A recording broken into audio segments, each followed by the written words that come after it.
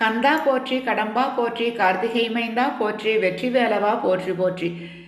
திருப்புகழ் தமிழ் விளக்கம். திருப்புகழ் யாரால் எழுதப்பட்டது? திருப்புகழ் கற்றுக்கிறதுனால நம்மளுக்கு என்னென்ன பலன்கள், ஏன் திருப்புகழ் கற்றுக்கணும் அப்படிங்கிறதுனுடைய முழு விளக்கம் இப்போ நம்ம இந்த பதிவில் பார்க்க போகிறோம்.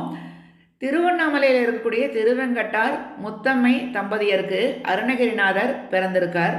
அருணகிரிநாதருக்கு ஒரு அக்காவும் இருக்காங்க. அருணகிரிநாதர் தான் திருப்புகழ் அப்படிங்கிற இந்த மகா புகழ் வாய்ந்த நூல் எழுதினவர். அருணகிரிநாதருக்கு சின்ன வயசுலேயே கல்வி புலமை அதிகம். இலக்கணம், இலக்கியம் இது எல்லாத்துலேயுமே நல்ல தேர்ச்சி பெற்றவராக இருந்தாராம். அதே மாதிரி அருணகிரிநாதனுடைய அக்கா அருணகிரிநாதருக்கு சின்ன வயசுலேருந்தே ரொம்ப செல்லம் கொடுத்து அவரை வளர்த்தியிருக்காங்க. அவர் எது கேட்டாலும் அதை அவங்க அக்கா செய்து கொடுப்பாங்களாம். அந்த அளவுக்கு அவங்க அருணகிரிநாதருடைய அக்கா அவங்க கல்யாணமே பண்ணிக்காம அருணகிரிநாதருக்காகவே வாழ்ந்திருக்கிறதாகவும் இந்த சரித்திரத்தில் சொல்லிப்பட்டிருக்கு. இந்த மாதிரி இருக்கிறப்போ அருணகிரிநாதர் சின்ன வயசுலேருந்தே பெண்கள் அப்படின்னாலே அவருக்கு கொஞ்சம் ஆசை அதிகமாக. அதனாலேயே அவருக்கு சின்ன வயசுலேயே கல்யாணம் பண்ணி வச்சுட்டாங்களாம். அவருக்கு மனைவி மக்கள் எல்லாருமே நல்லபடியாக அமைஞ்சிருக்காங்க. இருந்தாலும் கூட அருணகிரிநாதருக்கு மற்ற பெண்கள் கூட சேர்ந்து உல்லாசமாக இருக்கணும் அப்படிங்கிற எண்ணங்கள் தான் அதிகமாக இருக்குமா. தினம் ஒரு பெண்கள் கூட உல்லாசமாக இருக்கணும் அப்படிங்கிற நேரங்களை அதிகமாக அவர் செலவு பண்ணியிருக்கார். அதனாலேயே அவருடைய செல்வம் முழுவதும் தீர்ந்து அவருடைய வீடு வாசல் எல்லாமே முடிஞ்சிருச்சான். அந்த அளவுக்கு அவர் பெண்களுக்காக நேரங்களை செலவு பண்ணி காசு எல்லாத்தையும் செலவு பண்ணியிருக்கார். இதில் அவருக்கு மிஞ்சி போனது என்ன அப்படின்னா, அவருக்கு தொழுநோய் வந்துருச்சு. ரொம்ப கொடுமையான வியாதி. அந்த தொழுநோய் அவரை ரொம்ப பாடாப்படுத்தி அது தாங்க முடியாத நிலைமையில அவர் திருவண்ணாமலை கோவிலினுடைய உச்சிக்கு போய் தற்கொலை பண்ணிக்கலாம் அப்படின்னு அப்படி குதிக்கிறார். அந்த மாதிரி குதிக்கிறப்போ அவர் ஒரு மலர்படுக்கை தாங்குது, கீழே விழாம. அருணகிரிநாதருக்கு ஒன்றுமே புரியல. அப்படி பார்க்குறார். பார்த்தா முருகப்பெருமான் அப்படியே அழகாக காட்சி தர்றார் அருணகிரிநாதருக்கு. அருணகிரிநாதர் பார்க்குறார் முருகப்பெருமானை பார்த்து. நம்மளுக்கு முருகப்பெருமானுடைய கருணை இந்த அளவுக்கு இருக்கா அப்படின்னு யோசிக்கிற நேரத்திலேயே முருகப்பெருமான் சொல்கிறாராம், அருணகிரி ஏன் தற்கொலை முயற்சி பண்ணுற, சும்மா இரு சொல்கிறேன் அப்படின்னாராம் முருகப்பெருமான். சும்மா இரு சொல்கிறேன் அப்படிங்கிறது நம்ம வார்த்தைகளில் கேட்டோம் அப்படின்னா சும்மா இருக்கிறது எவ்வளவு கஷ்டம் இல்லைங்களா. சாதாரணமாக கொஞ்ச நேரம் நம்ம வேலை இல்லாமல் இருந்தால் பரவாயில்ல. அதே பொழுதுக்கும் நம்ம வேலையே இல்லாமல் இருந்தோம் அப்படின்னா அந்த சும்மா இருக்கிறது அப்படிங்கிறது எவ்வளோ ஒரு கொடுமையான செயல் இல்லையா. அந்த மாதிரி அருணகிரிக்கு ஒன்றுமே புரியல. என்னடா இது, கடவுள் தோன்றினார், முருகப்பெருமான் இந்த நேரத்தில் நம்மளை சும்மா இரு சொல்கிறேன்னு சொல்லியிருக்காரு அப்படின்னு சொன்னதுக்கு காரணம் அருணகிரிநாதரனுடைய மனம் முழுவதும் பக்குவப்படணும். அவர் தியானம் அப்படிங்கிறதுக்கு வரணும். பரிபூர்ணமாக அவருக்கு அந்த பக்திமயம் கிடைக்கணுங்கிறதுக்காக முருகப்பெருமான் கொடுத்த கால அவகாசம். அந்த கால அவகாசம் முடிஞ்ச நேரத்தில் கரெக்டாக முருகப்பெருமான் அருணகிரிநாதர் முன்னாடி தோன்றுறார். அருணகிரிநாதர்கிட்ட சொல்கிறார், அருணகிரி திருப்புகழ் முத்து முத்தாக பாடு அப்படின்னு சொல்லிட்டு. திருப்புகழ் அப்படிங்கிற அந்த வார்த்தை வந்ததே முருகப்பெருமானுடைய வாயிலிருந்து தான். அது முத்து முத்தாக பாடு அப்படின்னு அடி எடுத்து கொடுத்ததும் முருகப்பெருமான் தான்.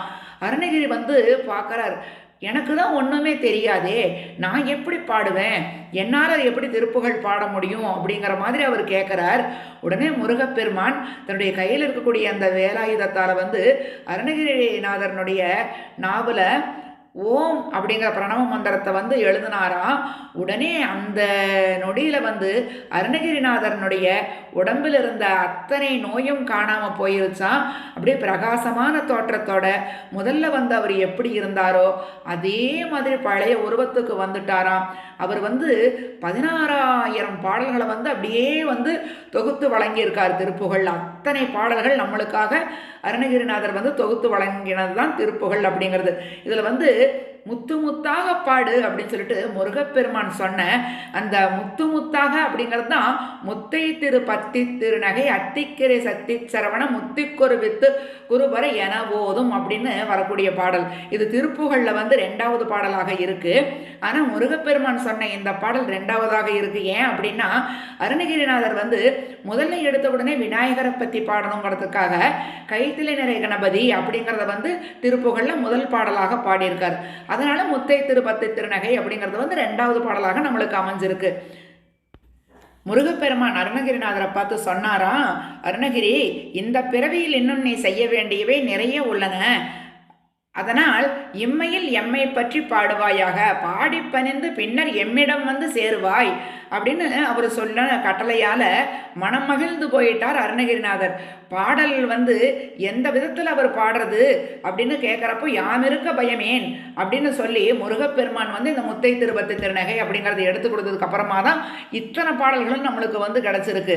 ஏன்னா அருணகிரிநாதர் வந்து அவருடைய அந்த பழைய நிலைமை எல்லாம் மாறி முற்றிலுமே துறவியாக மாறி முருகப்பெருமானைவே சதா சர்வகாலம் எப்பொழுதுமே வழிபாடு செஞ்சு அந்த அளவுக்கு வந்து இத்தனை பாடல்கள் அவர் பாடினதுனால நம்மளுக்கு வந்து ஒரு பொக்கிஷமாக இத்தனை பாடல்களும் நம்மளுக்கு திருப்புகளாக நம்மளுக்கு கைக்கு வந்து இப்போ கிடச்சிருக்கு.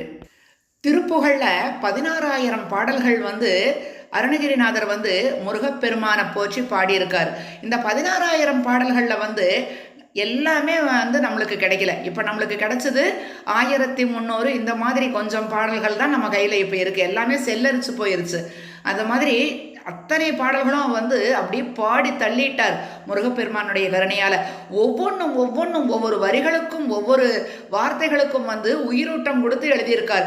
அவ்வளவு ஒவ்வொரு வார்த்தைகள்லையும் நம்மளுக்கு ஏற்படக்கூடிய நன்மைகள், இதை சொல்கிறதுனால வந்து நம்மளுக்கு என்னென்ன நன்மைகள் அப்படின்னா, நம்ம வீட்டில் வந்து எத்தனையோ விஷயங்கள் நம்மளுக்கு வந்து தள்ளி போய்கிட்டே இருக்கும். அந்த விஷயங்கள் வந்து இன்னைக்கு நடக்கலையே, நம்மளுக்கு நடக்குமா அப்படிங்கிற விஷயங்கள் எல்லாம் திருப்புகள் நம்ம பாடுறதுனால நம்மளுக்கு கைகூடி வரும். நிறைய நாட்களாக வந்து நிறைவேறாமல் இருக்கும் ஏதாவது ஒரு விஷயம், அந்த விஷயங்கள் எல்லாம் நிறைவேறிடும். அதே மாதிரி திருமண தடங்கல்கள், நம்ம வீட்டில் திருமணம் ஆகாமல் தடங்கல்கள் ஏற்பட்டுக்கிட்டே இருந்தது அப்படிங்கிறப்போ கண்டிப்பாக திருப்புகள் பாடுறப்ப நம்மளுக்கு அது வந்து கைகூடி வரும். அதே மாதிரி குழந்தை பாக்கியம் அப்படிங்கிறது வந்து கிடைக்காம இருந்தது அப்படின்னா குழந்தை பாக்கியம் கிடைக்கும். வீடு, நம்ம சொந்த வீடு கட்ட முடியல, நம்மளுக்கு ஒரு நிலம் வாங்க முடியல அப்படிங்கிற விஷயங்கள் எல்லாமே நம்மளுக்கு வந்து உடனே கைகூடி வரும். வியாபாரத்தில் வந்து தடைகள் இருந்தாலும் சரி, தொழில் வந்து முன்னேற்றம் அடையணும் அப்படின்னாலும் சரி, எல்லாத்துக்குமே திருப்புகளில் வந்து ஒவ்வொரு வார்த்தைகளுக்கும் ஒவ்வொரு அர்த்தங்களோட வந்து அருணகிரிநாதர் வந்து நம்மளுக்கு தொகுத்து வழங்கியிருக்கார்.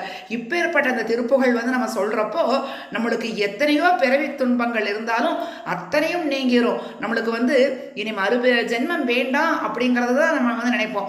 அந்த மாதிரி இனி மறுபிறவி வேண்டாம் அப்படிங்கிறதுக்கு வந்து இந்த திருப்புகள் நம்மளுக்கு வந்து ஒரு கிடைத்த பொக்கிஷம் அப்படின்னு கூட சொல்லலாம். திருப்புகள் அப்படிங்கிறது வந்து நீங்கள் எந்த நேரத்தில் வேணாலும் சொல்லலாம். உங்களுக்கு நேரம் கிடைக்கலையா, நைட்டு நீங்கள் தூங்க போகிறப்போ கூட அந்த திருப்புகளில் எந்த திருப்புகள் உங்களுக்கு அப்போ வந்து சொல்ல முடியுதோ அந்த திருப்புகளை வந்து பாடிட்டு அதுக்கப்புறமா கூட நீங்கள் தூங்கிக்கோங்க. அந்த அளவுக்கு வந்து உங்களுக்கு சிறப்பான ஒரு முன்னேற்றத்தை வாழ்க்கையில் வந்து உங்களுக்கு எப்போவுமே நன்மைகளை கொடுக்கக்கூடியது திருப்புகள். இதோட திருப்புகளினுடைய பலன்கள், முன்னேற்றங்கள் அப்படிங்கிறது வந்து நிறுத்திட முடியாது. நம்ம இதை வந்து சொல்லிக்கிட்டே போகலாம். இதுக்கு வந்து ஒரு அளவே கிடையாது அப்படின்னு சொல்லலாம். அந்த மாதிரி திருப்புகளினுடைய புகழ்கள் சொல்ல சொல்ல சொல்ல சொல்ல அதுக்கு வார்த்தையினுடைய அளவுகோள்ங்கிறது கிடையாது. அந்த அளவுக்கு இதனுடைய புகழ், நன்மைகள், வளர்ச்சிகள் நிறைய நம்மளுக்கு இருக்குங்க. இப்பேற்பட்ட பலன் தரக்கூடிய திருப்புகள் நம்ம கற்றுக்கிறதுனால நம்ம வீட்டில் எல்லா விஷயங்களுமே நம்மளுக்கு கைகூடி வந்து இனிமேல் நடக்கக்கூடியது எல்லா விஷயங்களுமே நம்மளுக்கு சாதகமாக அமையும் அப்படிங்கிறது வந்து உங்கள் எல்லாருக்கிட்டையும் நான் சொல்லி இந்த நேரத்தில் வந்து இதை கற்றுக்கிறவங்க எல்லாத்துக்கும் மென்மேலும் நல்ல முன்னேற்றங்களும் நல்ல ஆயுள் ஆரோக்கியம் எல்லாம் ஏற்படணும் அப்படின்னு அந்த முருகப்பெருமானை நினச்சி நான் வேண்டிக்கிறேன். இப்படிக்கு உங்கள் கோவை புவனா. என்னுடைய சேனல் நீங்கள் வந்து ஹைப் பண்ணாமல் இருந்தீங்கன்னா ஹைப் பண்ணி வச்சுக்கிட்டீங்கன்னா வரக்கூடிய நியூ வீடியோஸ் எல்லாம் பார்க்குறதுக்கு உங்களுக்கு யூஸ்ஃபுல்லாக இருக்கும். இதே மாதிரி உங்களுக்கு உபயோகமான தகவல்களோட அடுத்த வீடியோவில் உங்களை மீட் பண்ணுறேன். வாழ்க வையகம், வாழ்க வளமுடன்.